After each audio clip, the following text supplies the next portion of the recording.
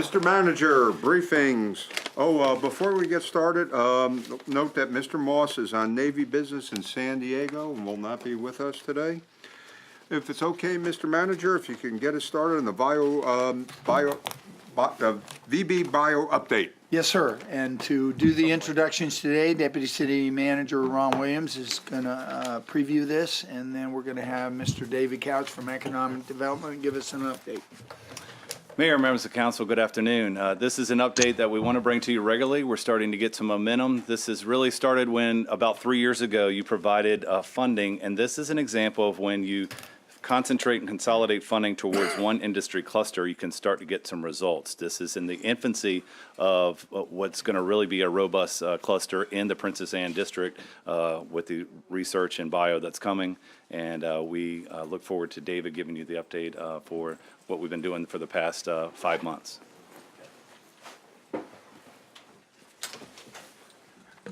Good afternoon, Mayor, members of council. Glad to be here this afternoon for the quarterly update.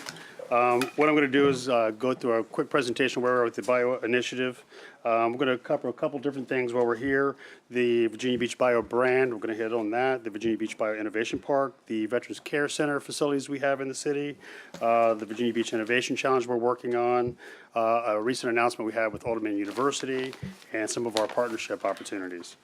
Real quick, with the family of brands we have with the VB Beach Bio, we have a tagline, a wave of innovation, and you can see the little, what we call the Jimmy Neutron symbol up there. That symbolizes water, which is the basic essence of all life, so we thought that was appropriate for what we're working on. We have 3 different target areas we talk about with the VB Beach Bio Initiative. One is the Innovation Park, and what that, we'll talk more about that in a minute. Also, the accelerator. The accelerator is like an incubator space, wet lab incubator space for startup and growth style companies. Then also the Innovation Challenge, which is a startup challenge. Real quick, the VB Beach Bio Innovation Park is property that was originally city-owned property transferred to the Development Authority in April of 2016. It's a 155-acre biopark. This rendering was done back in 2014, so it's a little dated. At that time, we estimated we could probably put over 1 million square feet of developable space from the park, but that estimate's kind of gone up since that point in time because we're probably looking for a tad more density associated with it. Excuse me for walking over, but this would be Princess Anne Road, Winterberry Park, and Lansdowne Center way up here. More infrastructure up in this area. Thanks, sir. Thank you. And we're going to talk about a building associated with the park, and that's going to be right up here in this quadrant right there. Associated with the Innovation Park, we do have our first phase of infrastructure kicking off. That is 1,200 feet of entrance into the park and associated water sewer associated with that. You'll see in the rendering what that looks like. And this is Princess Anne Road, and this is Winterberry right there. You may notice our sign coming down to City Hall talking about the Innovation Park, and that would be right there where that road entrance is.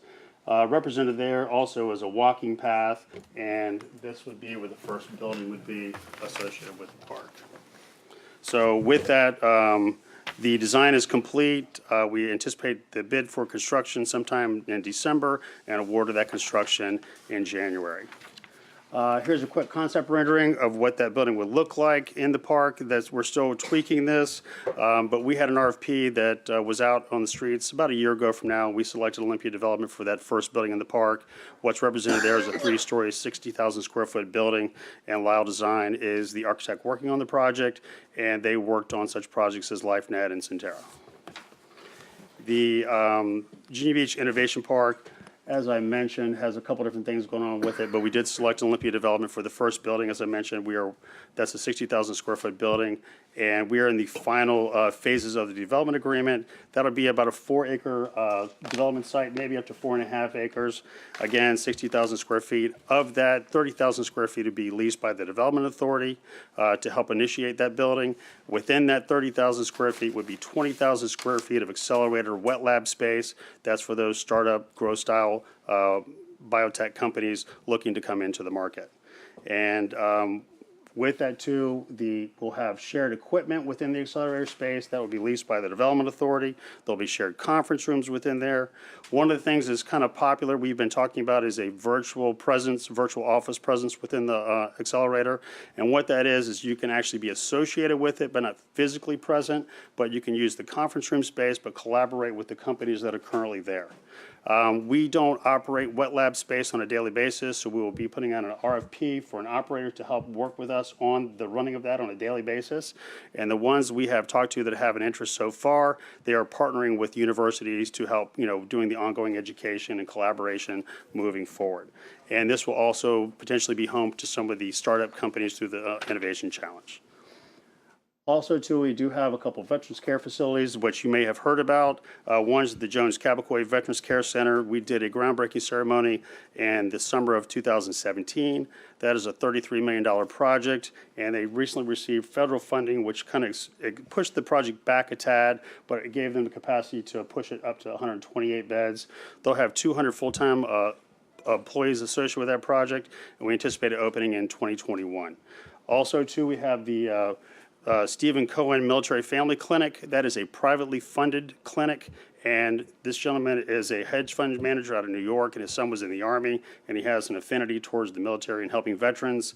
And they have leased space off of Healthy Way, which is the Bon Secours building close to Town Center, space within that building. And they have partnered with the Up Center, and they will be offering healthcare options at low to no cost, and they're going to open their facility in May of 2019. Both of these facilities are going to work in PSDT, Alzheimer's, and long-term health care associated with vets. With the Innovation Challenge, this is kind of exciting and kind of coming to a little bit of a conclusion. This is a startup challenge for various teams, and this is business plan writing and pitching, and it's a paring down of inventions and selecting teams, and this veteran-related illnesses or products and inventions associated with the challenge. And what this is going to do is help bolster the Virginia Beach economy, the biotech ecosystem we have here in Virginia Beach, and kind of kickstart it with a variety of companies located here in the city. And we anticipate 20 or more, probably up to 25 veterans-related companies starting as a function of the challenge. And just to give a quick example of some of the areas we're talking about, you're talking about cardiovascular disease, diabetes, fatty liver disease, mental health, regenerative medicine, and we're talking about injectables and vascular tissue for regeneration, gene therapy, therapeutics for treatment of NASH, and computer software for anxiety and depression, injectables for scaffolding and tissue regeneration. And we're talking about a variety of world-class universities that are located throughout the country that specialize in biotech, and also to a bunch of federal labs working with us, such as NIH, NASA, and also the National Cancer Institute. As you can see, the complexion of the challenge, we currently have, or we started off with 361 participants in the challenge, over 100 teams, and it's pared down now to 96 participants with 55 teams, and we're planning to do another paring down sometime in December, probably to 20 to 25 teams. And one of the things that kind of is interest to me is that we're doing talent attraction. You can see most of the talent is from outside of the area. About 85% of the talent coming in is from outside of the area, which is very good for us to bring that talent here. It's a very diverse challenge. We have a good mix of folks in it. And you can see we also have the featured inventions we're working with, plus some of the teams can actually bring in their own inventions and work on those. Here's a couple of the teams that we're working with, and you can see that they're doing very well with getting their announcements out, participating in other pitches, working with other incubator systems, winning awards, and they're doing this both domestically and internationally. And that's a picture of Rosemary right there, pitching the challenge in London at a conference back in earlier this summer of 2018. So these teams that are working on it, doing very well so far. And with that, we thought it would be appropriate as these teams go through the iterations and do their pitches, they have to do actually a video pitch. So we thought we'd sample one of those and kind of show what that's like.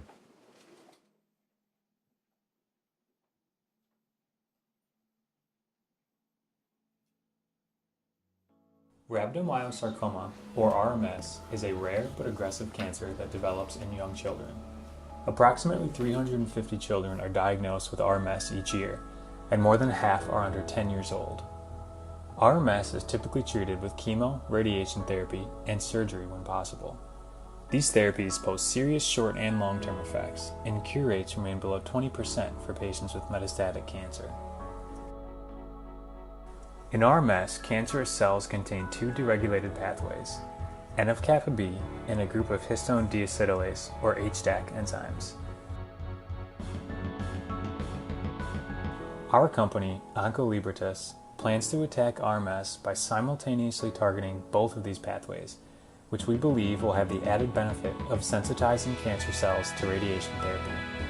This would mean less harmful radiation given to patients and a greater likelihood of treatment success. OncoLibertas is composed of a team of scientists, entrepreneurs, and seasoned advisors, all with a passion to translate novel discoveries into brand new therapeutics that could help save lives. We hope you'll join in supporting us, so that we can all work together in an effort to make our future one that is free from this devastating childhood cancer. Thank you.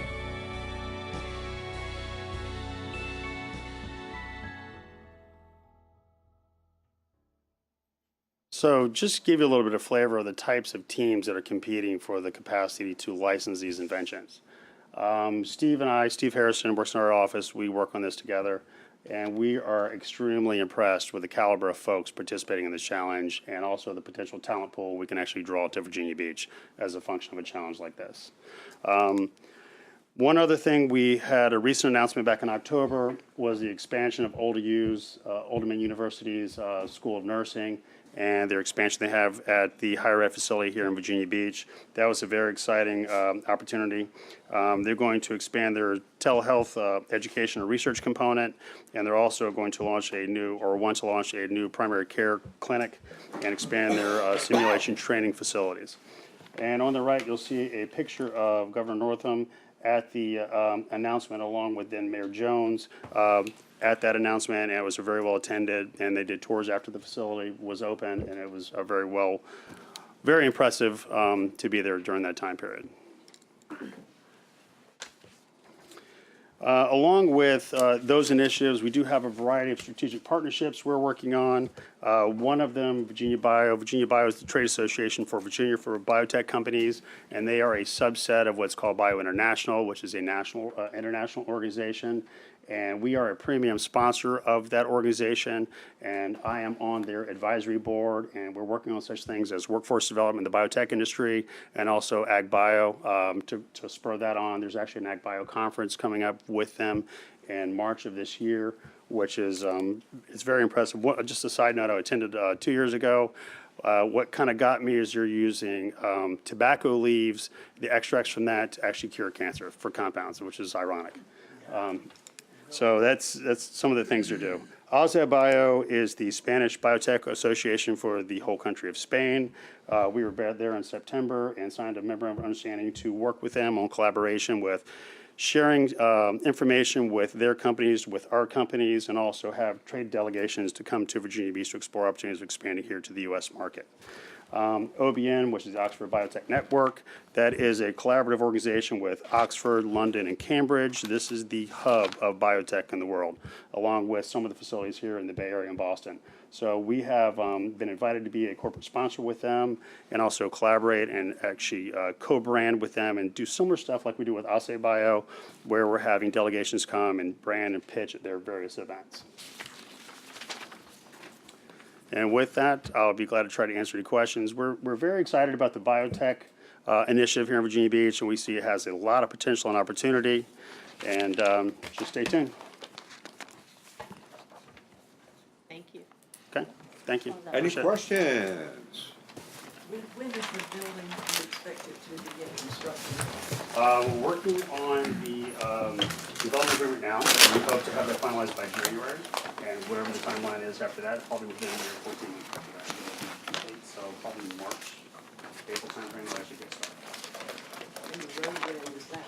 That, the construction will be bid in, or be awarded in January, and probably sometime in March as well, I'm anticipating. So coming up shortly for both Coming up things. soon. I just know what the neighborhoods know Yes, to ma'am, expect. yes, ma'am. There's more to come on that. We'll keep you posted. Yep. Thank you. Anyone else? Okay, thank you.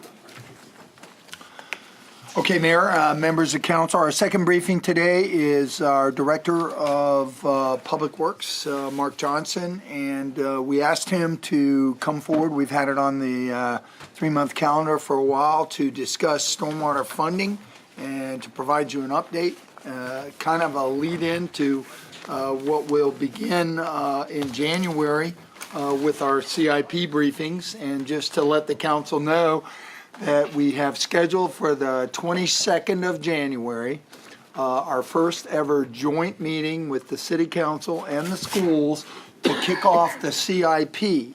And that'll be a joint meeting in Building 19. And David Bradley will then give a full overview of the entire CIP, and then there'll be a focus briefing on the school CIP to kind of kick off that, so that everybody, both on the board and the city council, get an understanding of what the CIP is for schools. But today, we're going to focus on stormwater funding review. Mayor Dyer, council members, thank you very much for having me here today. I just want to say this is really the start for us with respect to the FY20 budget. And what I wanted to do was just give you some background of where we've been and where we think we're going with the funding. I'm going to talk about history and overview of the stormwater fund, stormwater fee, our current debt, our 5-year forecast, and the 15-year, $300 million plan that we first talked to you about in 2017. Quick reminder about our drainage system. We know we're flat, low in elevation in most parts of the city. So our system is made up of man-made and natural infrastructure. So please keep that in mind. The Stormwater Enterprise Fund was adopted in 1992, and it went into effect in July of '93. It is based on an equivalent residential unit of 2,269. The city collects the revenue through the monthly city service billing system, and stormwater fees can be adjusted for non-residential or commercial properties. They have the ability, based on what type of stormwater management facility they build on their site, up to a 50% reduction in their fee rate if they complete one. The fund has 5 classifications: residential, multifamily, non-residential, which is mostly commercial, undeveloped, and agricultural. You see the 2 pie charts here. The one on the right is the number of customers. The one on the left is the percentage of revenue that those customer classes bring in. Number of customers on the right, the highest one is 90%, 91% residential, and if you look to the left, they bring in about 48% of the revenue. The remaining customers represent about 9.1% of the customers, but they bring in about 51.83% of all the revenue. Again, non-residential is mostly commercial. We have broken out multifamily, agriculture, and tax exempt, which you'll see represents 8.3% of our customers and brings in about 3.83% of the revenue. I've showed you this chart before, but I just wanted to show it again to show you that between 1997 and approximately 2011, the fee increased about 1 cent per year.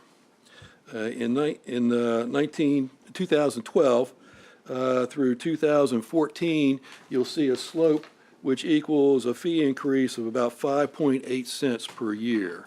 And what that money went to was primarily maintenance, CIP, and maintenance work. If you look at FY18, you'll see the now current 5-year 2.5 cent fee increase started at 45.8 cents. And if you look at the red, That'll show you the slope of 2.5 cents over the next 4 years. This shows you the revenue that's generated. Again, if you look at FY11 through approximately FY14, that's when we focused on maintenance. The fee increase brought in about $16 million a year to go towards maintenance. The fee increase that we have now is primarily going to those major flood control projects, with some of it going to maintenance and water quality. And I'll talk about that a little bit later. This chart right here will show you the daily rate that is in the city code today. Right now, we're at 45.8 cents. In FY20, we're going to increase 2.5 cents and go 2.5 cents each year out to FY23, which will give us about $16.97 per month on your bill.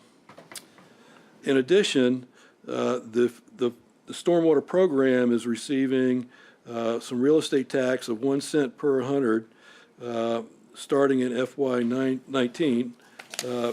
And if you run it through the 5 years, that'll generate about $29 million going towards the flood control CIPs. Sorry, say that again. There is 1 cent of the real estate tax going towards the stormwater CIP. That funds are going directly to the stormwater flood control projects. You said the amount it generated, I'm sorry. Oh, the amount it generated, it'll generate about $29 million over the next 5 years. Okay. And in addition, the stormwater CIP is receiving $990,000 for the agricultural reserve program to go to stormwater infrastructure in the southern part of the city. Excuse me, Jim? Okay. Go ahead. Okay. We're good. If you look at our current debt, we have 3 bond issuance out there. The first 2 is 2010A and 2010B bonds, which equal about $29 million. Our current debt payment is about $2 million, and they mature in 2036. The other we have is 2015 bonds. Again, around $29 million. Our debt payment is 1.3, and they mature in 2040. I want to talk about our 5-year forecast that we always do at the beginning of the budget process. The forecast has these assumptions in it. It has the stormwater fee increase starting in FY20 going out to FY23. It includes 17 FTEs that were included in the fee increase of FY18. It also includes the $8 million that we hold steady of pay-go money going straight to the stormwater CIP. It also shows where we intend or we're thinking about selling bonds, and we have to make that first interest payment. In addition, we use the budget office assumptions throughout the forecast, the same as they do with the general fund 5-year forecast. Okay, busy slide. I'm not going to talk about every number, but I just want to show you. Row 1 is your stormwater fee generation. Row 2, which is highlighted, are the additional revenues coming in from the 2.5 cent increase. If you come down to row 7, operating expenses, all those expenses 8 through 17, we use the same budget office assumptions when we work those numbers. Row 19 down to 20, just above 21, is where we put in the cost of those FTEs, so we could see what that looked like. In FY20, we have 9 FTEs. In FY21, we have 6. In FY22, we have 2. FY23, we have 0. Again, you can see the CIP pay-go, $8 million each year for the CIP, and then existing debt service that we pay In FY20, you can see it's increased by about 1.3 million. That's in anticipation of the bond sale that we are looking to do this winter. And then when you look at it FY23, we've increased the debt service by about 2 million, anticipating another bond sale out in '23. If you look at 35, what you'll see, of course, this year, FY19 is budgeted. FY20, we were in the red by $500,000, but we will work that out as we work through the budget process. I would say we're pretty much on zero in FY21. Again, you see in '22, we're a little over $500,000, which we will work out as we work throughout the years. And the 1.3 million you see out in '23 is primarily associated with that anticipated debt that we'll take on. Okay, just a slide to show you where all the FTEs are. In FY20, 3 engineers will go to the surface water group. That's the environmental regulatory section. 2 engineers will go to the stormwater engineering center. That is to work on sea level rise, the stormwater models. And then 1 construction inspector will go to inspect flood projects. 3 positions will go to operations and maintenance to continue to build up that workforce for that environmental management maintenance crew. Excuse me, Mark, Tony's done. okay, wait till we can wait till you're done. Okay. Okay, now, the chart you see here is the chart that we showed you in 2017 when we started talking about a 15-year program that included about $300 million. What we came up with was a proposal that of the $300 million, $196 million would go to these 7 major flood control projects. $104 million would go to surface water quality and operations and maintenance. And if you split the $104 million over the 15 years, $21 million was going to operations and maintenance, and $83 million was going to water quality. If you look at the big 3, which is Windsor Woods, Princess Anne Plaza, and the lakes, that totals up to $129 million. Sherwood at that time, we anticipated the cost of $12 million. Eastern Shore Drive, we anticipated that total project cost of $83.2 million. Asheville, we anticipated that cost of $23 million. And Central Beach, which was not funded in the 15-year program, was a $113 million project. Even with this program, we still showed a balance to complete of about $150 million. Okay, now, brought that chart up to date. We know more today. We've done a lot of work since 2017. We are just about ready to receive our preliminary engineering report on Windsor Woods, Princess Anne Plaza, and the lakes. We know the cost is going up. We also, because of the phasing that we've been looking at, we've shifted funds around within the 15-year period. So what you see today, and the big driver are the big 3 projects. We've increased the cost of those 3 to $383 million. To date, $19.8 million has been funded. In the 15-year span, shows $135 million, and balance to complete is another $198 million.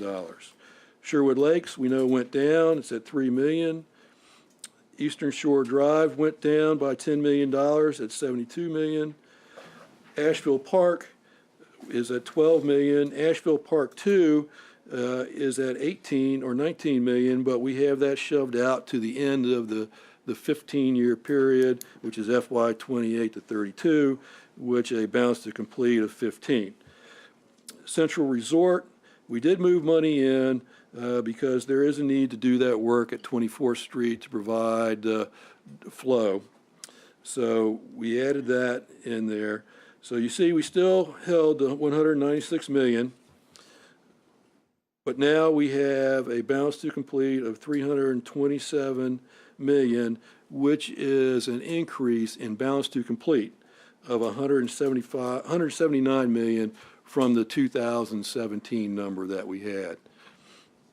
Also on this slide, I added the canal management phase 1, just to show you that we're trying to get it started. We've got 500,000 to get things moving. Within the 15-year period, we have 2 million in there, and we've recognized the balance to complete is 47 million. Okay, in summary, we're just getting started. We really started in 2017. We've done a lot of work. We're starting to see better numbers than what we had in 2017. And what we're trying to do is reflect those numbers and keep on working them, because this is going to be a long-term effort here. There's basically 3 scales of projects that we are now dealing with in the city of Virginia Beach. The largest scale is severe repetitive loss. We all know those are just going to be big projects. The second scale down is these large flood control projects. In the past, we were dealing with flood control projects, but not at this magnitude or size.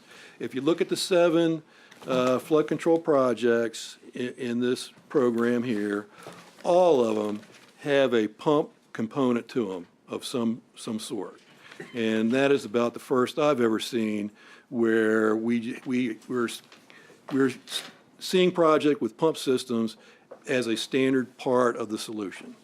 Then the third scale is what we do every year. We maintain the system. So to move forward, we have to develop a plan where we maintain the system every year. We keep these large flood control projects moving forward, and then we start working on the sea level rise, and we figure out how to fund those large, extremely large projects.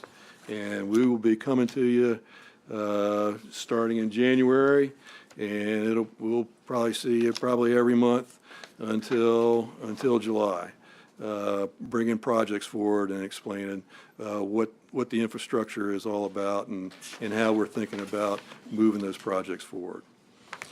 So, any questions? Yeah, Mr. Wood? If you go to slide 12.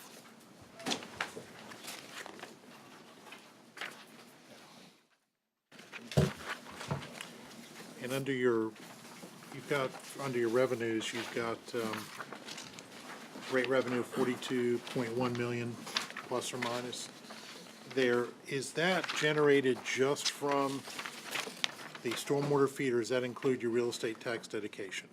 Just stormwater. The real estate tax dedication is not in this 5-year forecast. Where does that money go? It goes straight to the CIP, and you can see it in the approved capital. It's in the pay. It's in the pay. Yeah. Yeah, it's in the pay-go. We use real estate because in our master bond resolution for stormwater, we're not able to allocate real estate Right. to debt structure. So when you're faced with this amount of program growth, we're going to come back with some financial solutions that is going to probably change the master bond resolution, so as you dedicate revenues to stormwater, in addition to the stormwater fee, we're able to allocate those into debt service, which allows you to take on, provided there's dedicated taxes to support the debt service, a much larger program. I'm just curious why we don't show that extra $5.5 million as revenue, because ultimately you're gonna be using it clearly down there on Okay. one, so. I'll talk to management services on how to present that in the overall budget.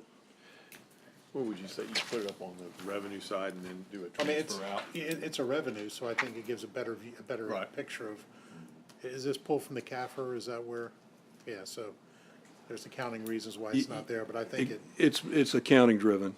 yeah, but I think from a citizen perspective, and not a CPA perspective, they probably ought to be able to show all the revenues. I think you're looking for another fund spreadsheet that shows all fund sources and then where You it say goes. fund or fun? Fund. But it is fund. I don't know about that. You said we had better numbers. I know they're more accurate and realistic numbers, but they're not better. Well, But they're fun. These I are understand, fun I numbers. understand. Yeah, 3 times as I mean, much. they're 3 times as much. How can it be that far off? Anybody else? Mrs. Henley? We said we didn't know, I'm sorry, we said we didn't know until they got in and did the studies and started digging, and, I mean, that's why we couldn't fund everything the first 3 or 5 years, because we didn't know what we were funding, and now, Well, in fairness, some of them did come in lower. I mean, you had Sherwood Lakes came in lower. and- as, I'm as talking we, about my district. Talking about the big 3. well, as we progress, through the projects and we plan everything out, I mean, we're gonna consistently look at how we can bring the cost down as much as possible and make hard decisions on what infrastructure should we build at first, and what infrastructure should we push back for a little bit farther out, maybe. Just heartbreaking numbers, to be quite accurate. Understand? I'm sorry, Ms. Henley, for interrupting. But we're still sticking with just those projects and those neighborhoods that we started with, which just happened to be the ones that had the most flooding during Matthew. Now, I'm sure there are a lot of other neighborhoods in the city that flood. So when are we going to get to some other neighborhoods that have difficulties and they get in these lists? Okay. We're not sticking forever with just these before we start looking at other neighborhoods, are we? How are we going to be looking at the whole city and not just sticking with these same? Okay. These same people who happen to have the bad Matthew, but if Matthew had come in at a little different tilt someplace, other neighborhoods probably would have been in the list. Okay, the stormwater program, the strategy is, with operations and maintenance, we have the neighborhood rehab program, where we've got a list of neighborhoods. We go into the neighborhood, we clean the system, we TV the system, we identify any defects of the drainage system, we design the fix for them, and then we go fix them. And that whole idea for that process is just to bring that community's storm drain system back up to its original design capacity when that subdivision was built. We've got that going on. At the same time, we have our stormwater master plans that we are finalizing, and we're moving to the next phase, which is take a look at those drainage areas, which include those subdivisions, and see if there is a need through the models of any pipes needing to be upsized, increased in size, or should a subdivision need more storage capacity. Those models will tell us that. It's the combination of those two programs that will help us develop future neighborhood CIP projects. A good example today is the Aragona CIP project. We as in operations and maintenance, went in about 2 years earlier than the stormwater CIP project came online. We cleaned the system, we TV'd the system, we saw some defects, we fixed those, and at the same time, the engineering center had identified a need to upsize certain runs of, I'll call them trunk line pipe systems. And there's a standalone CIP project, which is going to start soon, to come in and upsize those pipe systems. So the combination of those two efforts is how you attack those subdivisions. And that's how they're going to get identified and incorporated into the future CIP. Well, I would hope, but I mean, somehow or other, we have to show it so people just don't keep seeing these and thinking they're the only ones in the city that are being addressed. But you mentioned that everything now involves a pumping component, and you know that's pretty insightful in the southern part of the city. Yes. I know in the northern part of the city, you pump out and it goes out into the Atlantic and it's gone. In the southern part of the city, it goes into the closed system, which of course is Back Bay and so forth. And we're very much concerned about the impact on the receiving waters. And we've really got to do some better explanation of what this is all involving, but that's not going over too well. You know that, and we all know that, and you know I see these stop the pumping signs everywhere down county, and we're really not. We don't have a good understanding of why this is so necessary and not harmful. We are learning every day on how to message our work, and I agree we're not doing it very well, and we haven't done it very well since 2017. And then on the message, all right, you know, when you said you're going to be coming to us like every month, I kind of thought we were going to be getting a major report that we were going to look at a totality and then we were going to be selecting. I don't want to get things incrementally. I want to see the whole thing so we are able to prioritize. You didn't really mean we weren't going to see the whole thing until we were just going to see it one point. No, ma'am. I envision you're going to get an overall presentation. You're going to get a sea level rise presentation. What I was thinking in my head, you're going to want to see, and we're going to want to show you a presentation on Windsor Woods, Princess Anne Plaza, and the Lakes. So you can see what we've been doing for the past 2 years and get an understanding of the magnitude. And then just when you say sea level rise, and I was at a presentation this morning, which was really interesting with Admiral Phillips, who is the resiliency officer for the governor now, which is very, very good. And again, I heard about the 3x3x3, which you have to do to get in line to get Corps of Engineers funding or something. And I know Norfolk is about finished theirs, which is quite involved.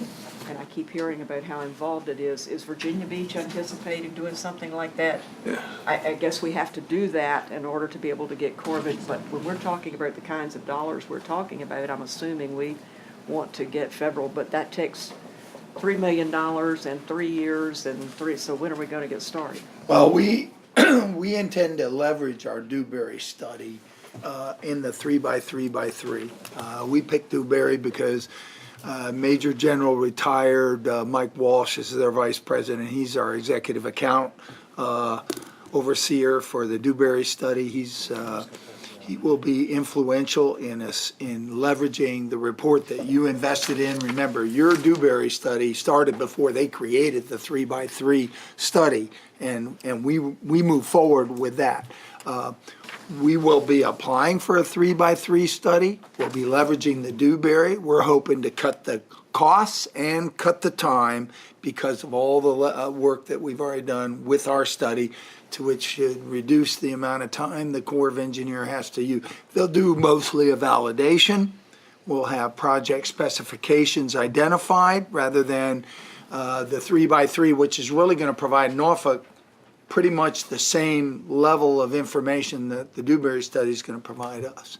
And so as we leverage, because to inform the council, the city managers of the CAO subcommittee on sea level rise and stormwater recurrent flooding met with Admiral Phillips, and we encouraged her to spend some energy, lion's share of her energy, towards figuring out how to pursue federal funding, cost share funding, to support regions like Hampton Roads, because we know local dollars can't afford all this. And so as CAOs, we said, look, the federal government agreed to contracts with the city of Virginia Beach to pay for beach replenishment at 65 federal, 35 local. They no longer can meet their obligations to do that. As you well know, down in Sandbridge, they're having to pay their own freight. So we said, look, let's get real. Let's get real at the federal and the state and the local level. And so I, along with my fellow CAO, said, look, it seems reasonable that if we could receive 25% federal, 25% state, we'd match that with 50% local. And that would be a reasonable approach for us to organize our financing to help support our fight against sea level rise and recurrent flooding. And so maybe you heard a little bit about that from Admiral Phillips. Maybe you did not hear a little bit about it. But we did challenge her because she's brand new. She doesn't have a staff. She really doesn't have any funding allocated to her. And we kind of wrapped our arms around her and said, hey, look, we know where you're at. We're about 4.5, 5 years ahead of you, Norfolk, Virginia Beach, Chesapeake, Suffolk, Portsmouth, Hampton, and Newport News. And we said, look, we're not going to be a nemesis for you. We're going to be a partner with you. And it's about figuring out financial solutions. There's enough PEs that know the business of stormwater and hydrology and all the things that need to go into this. We all have independent studies going on in all the local jurisdictions. What we need is smart people that can walk the hill, Capitol Hill, and can get involved in how the federal government's going to help us, and walk Richmond, the General Assembly, and how the state's going to help us tackle these kind of numbers. And these numbers are going to grow as we get Dewberry on the street. They're scary, and I mean, if our people think we've got to fund all this, it's not going to do too well. Right. But anyway, I really think one of the places to start is with letting everybody know the caliber of the Dewberry report and what all has gone into all of this study. Correct. Because I think we haven't done enough of explaining just what we are out there doing. Right. In order to really get the confidence of the people behind the work that's going to come. Okay, Sabrina. Thank you, Mr. Johnson, for your presentation, and thanks again for providing me with the updates that are happening in the Centerville District. I appreciate that. I wanted to just ask, I'm just curious, from the slide 13, I see that there will be engineers added, I guess, to the team to address flooding. And I'm just curious, do we need other workers to actually do the maintenance and the work? And if so, will they be added as well to kind of add to or help with the workload that we're going to need to address the problem? Okay, if you look down under O&M, down at the bottom, in FY20, you'll see an engineer 3, a maintenance supervisor, and an MEO. An MEO is a motor equipment operator. Okay. And that position is a motor equipment operator 3. When you look in FY21, you'll see 3 FTEs, and those are 2 motor equipment operator 3s and 1 motor equipment operator 2. And then in FY22, you'll see 2, and one's a motor equipment operator 2, and one is a maintenance worker. Back in 18, we identified a need to establish a new crew to work on, I'll call it water quality infrastructure, such as we built those sluice gates or tide gates along Cape Henry Trail, which operate automatically. Well, they require additional maintenance, and they would also work on any backflow preventers that we install across the city. They would focus on those pieces of infrastructure because they're going to need more maintenance and to make sure they're functioning when they need to function. So, yeah, we always look at what our needs are, and if we feel there's a need for another crew, we definitely put it in as a proposal with the operating budget. Thank you. Okay, anybody else? Okay, thank you, Mark, appreciate it. Thank you. Okay, folks, we have a add-on. Ms. Abbott asked for a presentation on some things going on in the Kempsville area. I'm gonna pass these out. Basically, Kevin Kemp and myself and David Weiner, the Kempsville Planning Commission representative for the last, probably a year now, have been working on the B4K rezoning. The overall goal is to kind of try to make it a little more business friendly. You'll notice on the list that are on the ordinance that I'm passing out, it's going to planning next week. There's a total of 19 prohibited items or prohibited uses. We're looking to change those 19 to either conditional or permitted. So it'll be a total of 5 permitted, 12 conditional, and then there's one that's still prohibited, but it's just because it has to be an amendment. But I asked Kevin to put a presentation together, but really it's just kind of the goal to make that area successful, because as it stands right now, pretty much everything is prohibited. So not going to make much of a space without something being able to be there. Thanks. Right, and Jessica, you really pretty much gave the presentation for me. No, that's great, but this has been a community effort. We've done extensive talking with the community. We even had a civic meeting where, about 100 people came out and voiced their opinion. So this year process, we really feel that we're getting an ordinance together that best, expresses the community and is in the best interest.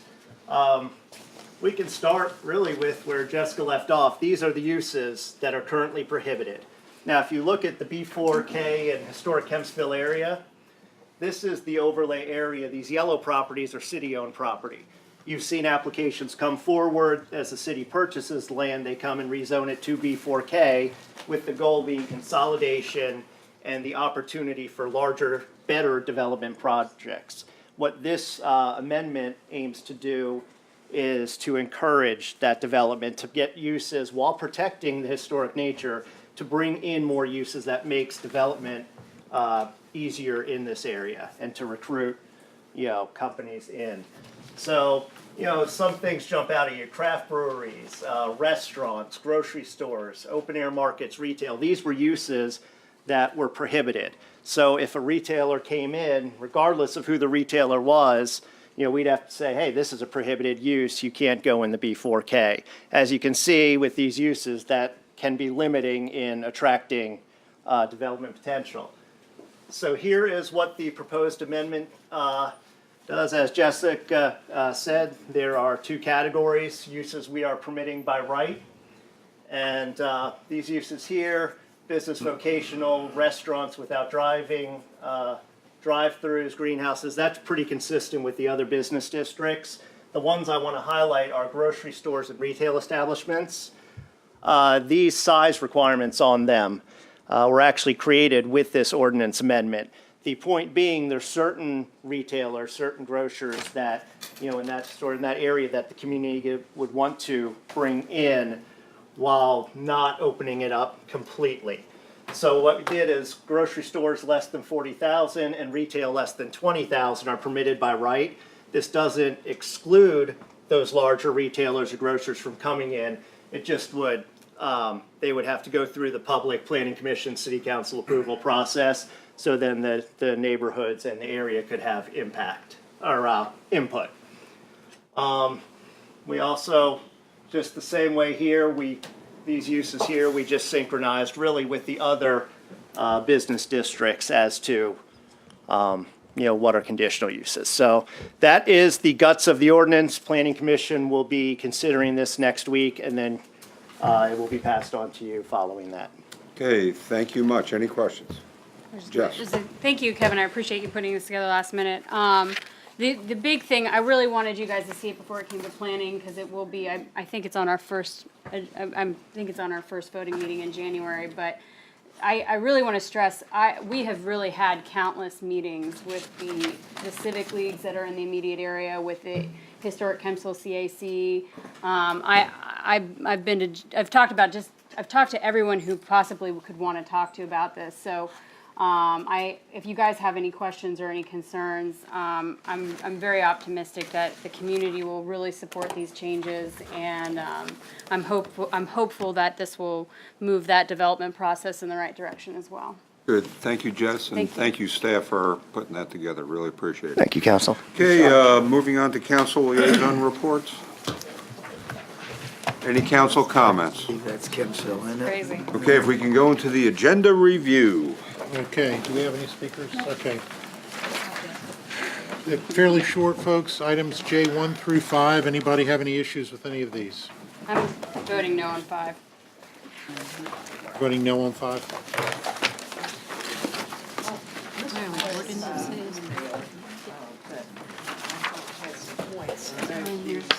On 3D and E? I had not picked up on the difference between those two, but if what he said was correct about what the salaries were, it's, did anyone have a chance? Yeah, I actually, I had looked it up as well, and there's 11 people on their most recent 990 form that earn over $200,000. Yeah, I think that, what do you think, Paul, that? I mean, I'm gonna vote no on D and E, 3D and E. So am I. Yeah. Well, why don't we just remove Yeah, those two and should we ask for just more remove them? information? Just ask for more information. Yeah, on them. could we pull them? 3D pending- and E. Yeah, pending more, All right, so more defer? information. we'll defer 3D Defer and E. 'em. Why do we need more information if they've done what they need to do, so we're either gonna vote for it or not. But if the idea is that they're saving $2,000 in tax, but they can pay their top executives $800,000, I Yeah. think that's the point that we're Maybe getting we at. could just get some explanation more from the Commissioner of Revenue about their review. I'd like to know Yeah, a I'd little like to bit know a more little bit more about about the 'em before- whole operation, to tell you the What they truth. do. It Yeah. just seems to me. Yeah, like- I'd say So, rather than. okay to defer? Yeah. Okay. Definitely, or? Indefinite deferral. Yeah. Okay, All right. we got it. Okay, the chair will entertain a motion to recess into a closed session pursuant to the exemptions from the open meetings allowed by section 2.2-3711A Code of Virginia as amended for the following purposes. Publicly held property, discussion or consideration of acquisition of real property for a public purpose or of the disposition of publicly held property where the discussion in open meeting would adversely affect the bargaining position or negotiating strategy of public body pursuant to section 2.2-37111A3 Beach District. Public contract, discussion of the award of public contract involving the expenditure of public funds and discussion of the terms and scope of such a contract where the discussion in an open session would adversely affect the bargaining position or negotiation strategy of the public body pursuant to section 2.2-3711A29 Dome Site. Personnel matters, discussion, consideration of interviews of prospective candidates for employment, assignment, appointment, promotion, performance, demotion, salaries, disciplining, or resignation of specific public officers, appointees, or employees of public body pursuant to section 2.2-3708-1. Council appointments, council boards, commissions, authorities, and agencies. Do I have a motion? So moved. Second. Okay, call the roll, please. Mr. Jones? Aye. Ms. Finley? Aye. Mr. Foster? Mr. Davenport? Aye. Ms. Abbott? Aye. Ms. Wooten? Aye. Ms. Kane? Aye. Mr. Ern? Aye. Ms. Wilson? Aye. Vice Mayor Williams? Aye. Mayor Dyer? Aye.